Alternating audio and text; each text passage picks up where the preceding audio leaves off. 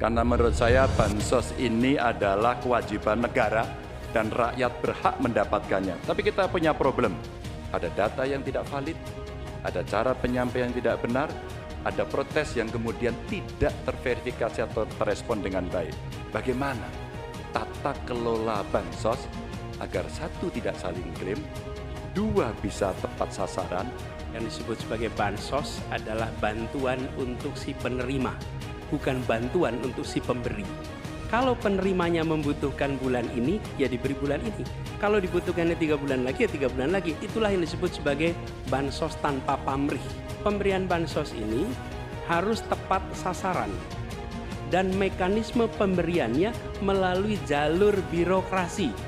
Ketika kita berbicara tentang bansos ini, harus bansos itu bisa dipastikan mereka yang miskin, prasejahtera, itu termasuk di dalamnya. Kali ini pasti setuju dong. Karena proses logic thinkingnya adalah datanya diperbaiki. Ini penting, memang paradigma bansos, sekali lagi, ini betul-betul hak rakyat.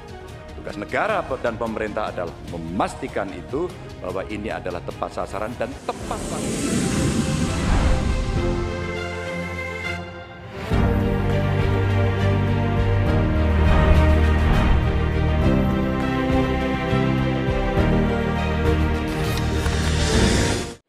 Pak Anies, lagi rame kita mau tanya soal bansos.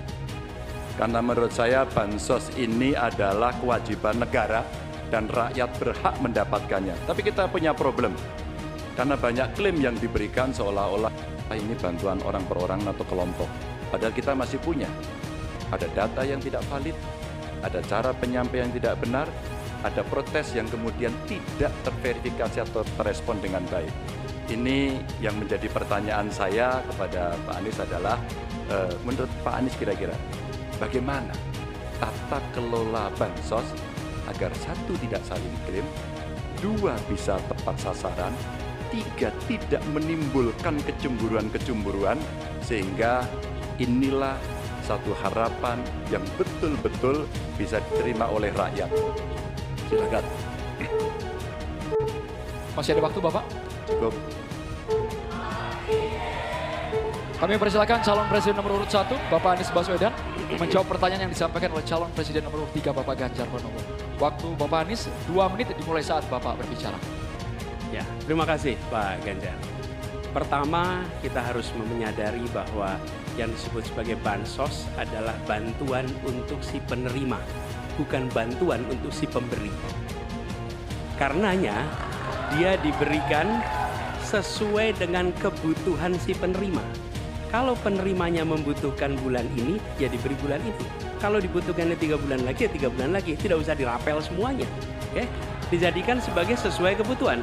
Yang bersatu menikmati, yang itulah yang disebut sebagai bansos tanpa pamrih. Kemudian yang kedua, pemberian bansos ini harus tepat sasaran. Artinya diberikan melalui pendataan yang baik, informasi data itu harus akurat, dan mekanisme pemberiannya melalui jalur birokrasi. Bukan dibagikan di pinggir jalan, tapi dibagikan langsung di lokasi menggunakan jalur birokrasi. Kemudian yang ketiga, yang tidak kalah penting, ketika kita berbicara tentang bansos ini, harus bansos itu bisa dipastikan mereka yang miskin, prasejahtera, itu termasuk di dalamnya. Jangan sampai mereka terlewatkan. Karena itu kami menyusun ini sebagai bagian dari perubahan adalah Bansos Plus. Angkanya ditingkatkan, yang belum masuk masih miskin dimasukkan dan diberikan bekal pelatihan, pendampingan supaya mereka pelan-pelan bisa mandiri dan hidup lebih sejahtera. Jadi kami melihat ketika sampai kepada bansos ini adalah atas nama negara. Ketika saya bertugas di Jakarta, semua paket bansos di kerdusnya diberikan label dibiayai APBD DKI Jakarta, bukan dari gubernur, dari uang rakyat lewat APBD DKI Jakarta. Jelas posisi ini. Selanjutnya kami mohon kepada calon presiden nomor 3, Bapak Ganjar Pranowo, menanggapi jawaban calon presiden nomor 1, Bapak Anies Baswedan. Waktu Bapak 1 menit dimulai saat Bapak berbicara. Terima kasih.